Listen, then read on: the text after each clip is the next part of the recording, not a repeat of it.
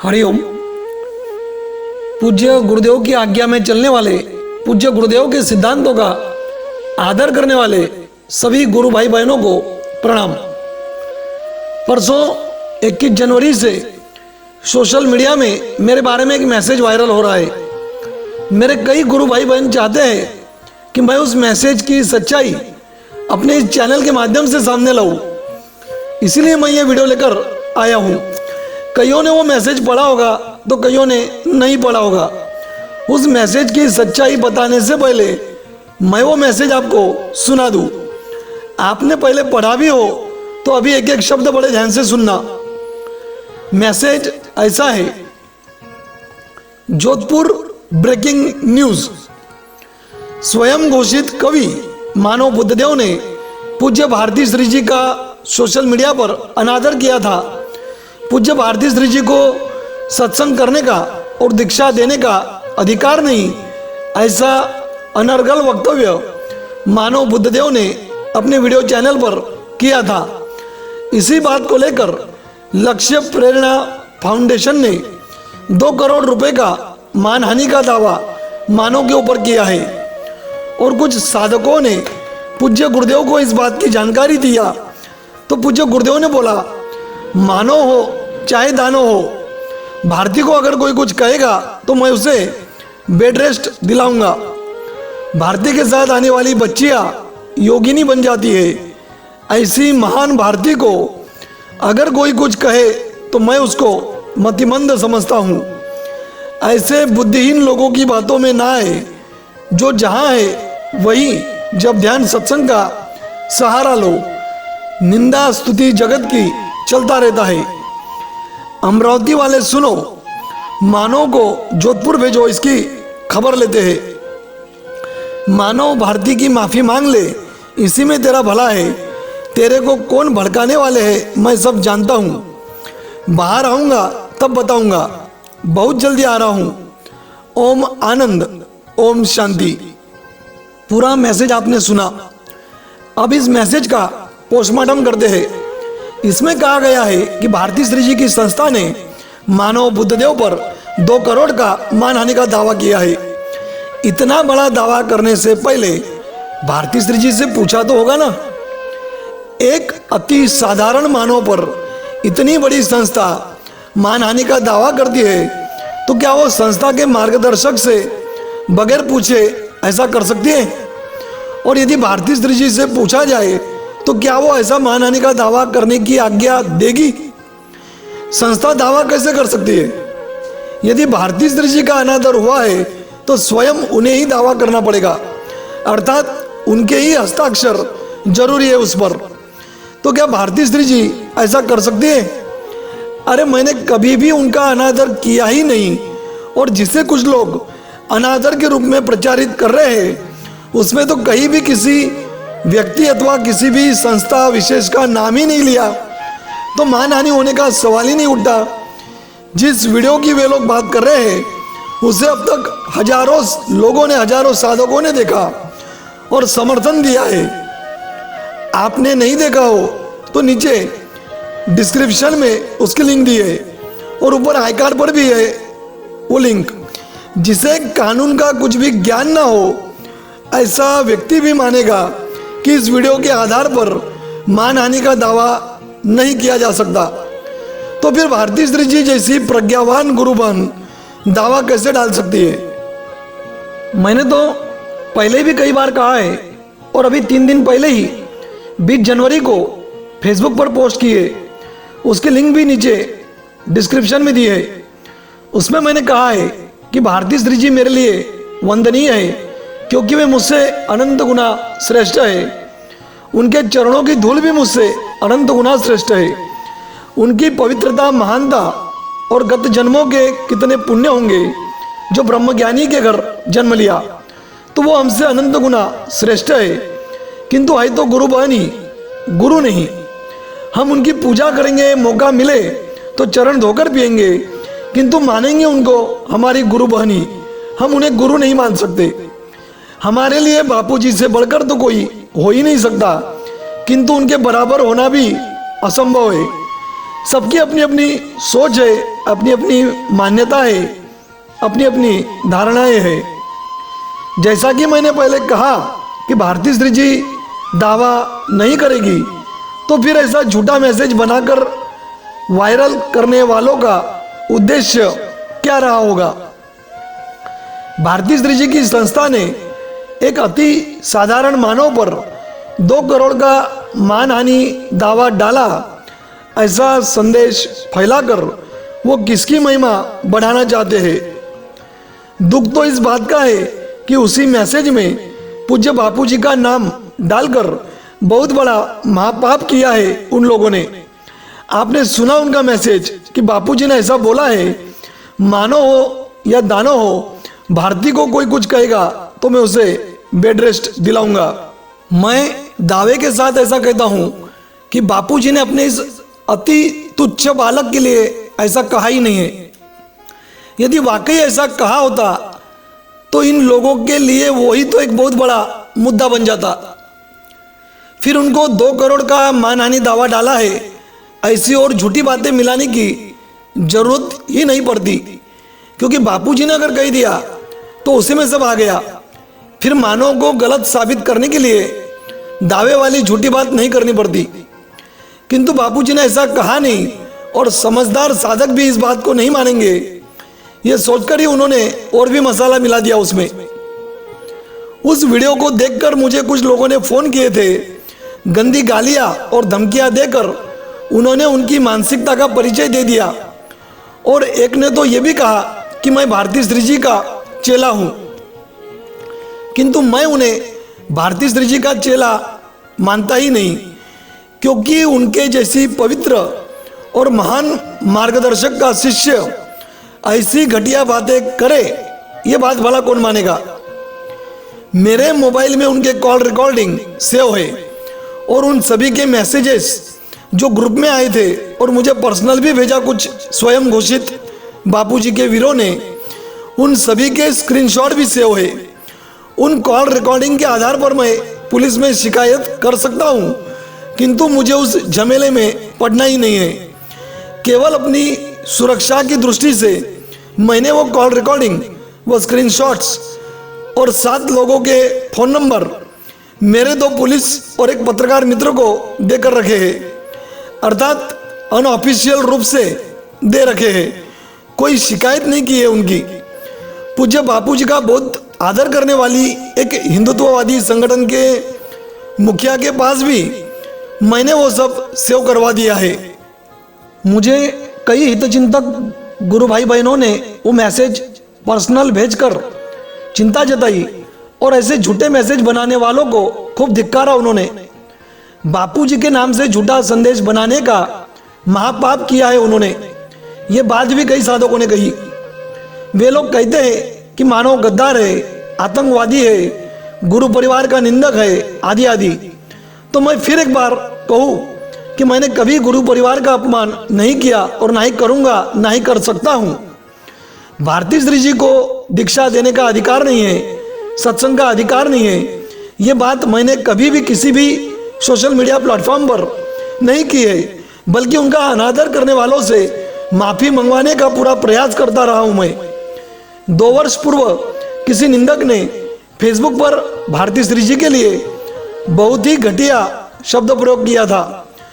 उस शब्द का जिक्र तो नहीं किया जा सकता, किंतु उस निंदक से माफ़ी मंगवाई, उसका स्क्रीनशॉट मेरे मोबाइल अथवा कंप्यूटर में ढूंढने पर जरूर मिलेगा, उसे मैं कभी शेयर करूंगा। 2013 में जब पूज्य बापूजी और साईं जी पर यह आरोप नहीं लगा था, तब अमरावती में किसी एक अंधश्रद्धा निर्मूलन समिति के एक प्रमुख नेता का भाषण हुआ था, जिनका नाम देश जानता है, महाराष्ट्र तो जानता ही है, किंतु मैं इस वीडियो में उनका अमंगल नाम लेना पसंद नहीं करूंगा। उन्होंने तब बापूजी पर और खासकर नारायण साईं जी पर कोर्ट में बलात्कार के मामले चल रहे हैं, ऐसी झूठी बकवास की थी उनके भाषण में। तब मैंने मीडिया के कैमरों के सामने और प्रेस नोट में उनको चैलेंज किया था कि बापूजी और नारायण साईं पर दुनिया की किसी भी अदालत में बलात्कार ही नहीं, चाहे कोई भी मामला चल रहा है, ऐसा साबित करके दिखा दो, हम आपकी संस्था को 11 लाख रुपए देंगे। हम जानते हैं कि हमारे गुरुदेव और साईं जी पूर्णतः निर्दोष है, परम पवित्र है, फिर भी जैसा आज चल रहा है वैसा झूठा केस भी तो चलने की संभावना थी उस समय। इसलिए मैंने इतना बड़ा चैलेंज करने से पहले आश्रम के लीगल विभाग में बात करके वहां से जानकारी ली तो ज्ञात हुआ कि कहीं भी कोई भी केस नहीं है। किंतु ऐसा चैलेंज जाहिर करने से पहले नारायण साईं जी की आज्ञा लेना जरूरी है। वो मना तो नहीं करेंगे किंतु उनके कान पर डालना जरूरी है, ऐसी मुझे सलाह दी गई। मैंने साईं जी से फोन पर बात की। यदि मैं झूठ बोल रहा हूं तो पूज्य बापू जी के चरणों में प्रार्थना है कि मुझे हजारों वर्षों तक नरक में भेजे। मार्च 2013 में मेरी साईं जी से बात हुई थी। मेरे पास एंड्रॉइड आने से 1 वर्ष पहले वो बात हुई थी, इसलिए कॉल रिकॉर्डिंग नहीं है। और यदि होता भी तो साईं जी जैसी महान विभूति से हुई बातचीत का रिकॉर्डिंग शेयर करना मर्यादा का उल्लंघन होता। मैंने साईं जी से निवेदन किया कि फलाने आदमी ने पूज्य श्री और आपके बारे में ऐसा कहा है, तो मैं उनके खिलाफ साधकों को साथ लेकर पुलिस में शिकायत कर रहा हूं और मीडिया के सामने उनको खुला चैलेंज भी कर रहा हूं। साईं जी की वो ओजस्वी वाणी, धीर गंभीर वाणी मुझे आज भी याद है। आज भी मेरे कानों में गूंजती हुई पवित्र करती है वो मेरे मन मस्तिष्क को। साईं जी को उनकी निंदा के बारे में सुनकर कुछ भी फर्क नहीं पड़ेगा भी कैसे। 2 कौड़ी के इंसान की बकबक से शहंशाह को क्या फर्क पड़ेगा। वो चाहे तो मानहानि का दावा कर सकते थे, क्योंकि मैंने तो पेपर न्यूज़ की कटिंग संभाल कर रखी थी सबूत के तौर पर। और उस समय किसी भी कोर्ट में बलात्कार तो क्या अन्य कोई भी केस नहीं चल रहा था। फिर भी उन्होंने उपेक्षा कर दी। फर्क उन्हें नहीं पड़ता, हम भक्तों को पड़ता है। इसीलिए लीगल विभाग की सलाह पर मैंने चैलेंज करने से पहले साईं जी को सब जानकारी देना जरूरी समझा था। और उसके बाद हम सभी साधकों ने मिलकर वो सब कुछ किया जो मैंने लीगल विभाग और साईं जी को बताया था। अब वे लोग कह सकते हैं कि उस समय बापूजी बाहर थे और माहौल अलग था, तो मैं बताना चाहूँगा कि नारायण साईं जी को जब अदालत ने दोषी करार दिया था, सजा सुनाई थी, तब मैंने साईं जी के समर्थन में एक वीडियो पब्लिश किया है। उसके लिंक भी डिस्क्रिप्शन में और आई कार्ड पर भी दी है, वो वीडियो भी जरूर देखिएगा। गुरु परिवार के लिए गलत बोलना तो क्या, सोचना भी मेरे लिए महापाप है। किंतु वे हमारे पूजनीय वंदनीय गुरु भाई गुरु बहन है, गुरु नहीं है। इसका अर्थ ये नहीं कि हम उनका मार्गदर्शन नहीं ले सकते। क्यों नहीं ले सकते? उनके मार्गदर्शन से हमारा कल्याण ही होगा। किंतु कोई ये सोचे कि बापूजी अब बाहर नहीं आएंगे तो हम उनसे दीक्षा ले ले, तो ये उचित नहीं है, ऐसा मेरा मत है। मैं ये मत किसी पर थोप नहीं रहा हूँ, थोप नहीं सकता। जिसे मानना है माने, ना मानना है ना माने।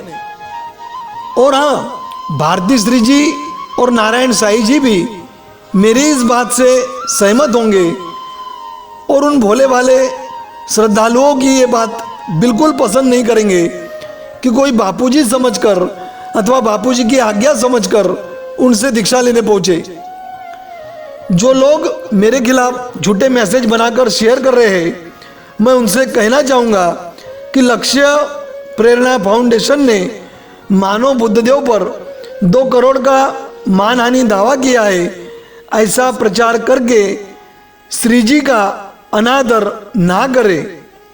जिसमें उनका अथवा उनकी संस्था का नाम भी नहीं लिया, ऐसे वीडियो के लिए मानहानि दावा करे, ऐसा दूसरे नासमझ लोग कर सकते हैं।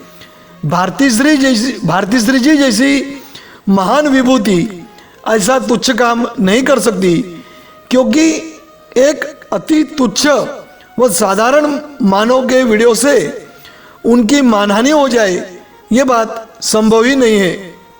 और हाँ, उन लोगों ने मैसेज की शुरुआत की थी, स्वयं घोषित कवि मानव बुद्धदेव ऐसा कहकर। तो ये बात सत्य कही है उन्होंने। मैं स्वयं घोषित कवि हूँ। मैं आज फिर अपने आप को कवि घोषित करता हूँ। किसी को तकलीफ हो तो क्षमा करे, किंतु मुझे बड़ा आनंद आता है अपने आप को कवि घोषित करने में। राष्ट्रवादी पत्रकार सुरेश चौहानके जी की भारत बचाओ यात्रा में जो 10 गीत गूंजते थे, उसमें 2 मुख्य गीत मेरे द्वारा लिखे गए हैं। उस समय देश भर में चली उस यात्रा में और सुदर्शन न्यूज चैनल पर भी गूंजते थे मेरे गीत। उन दोनों गीत की लिंक भी नीचे डिस्क्रिप्शन में दी है और ऊपर आई कार्ड पर भी।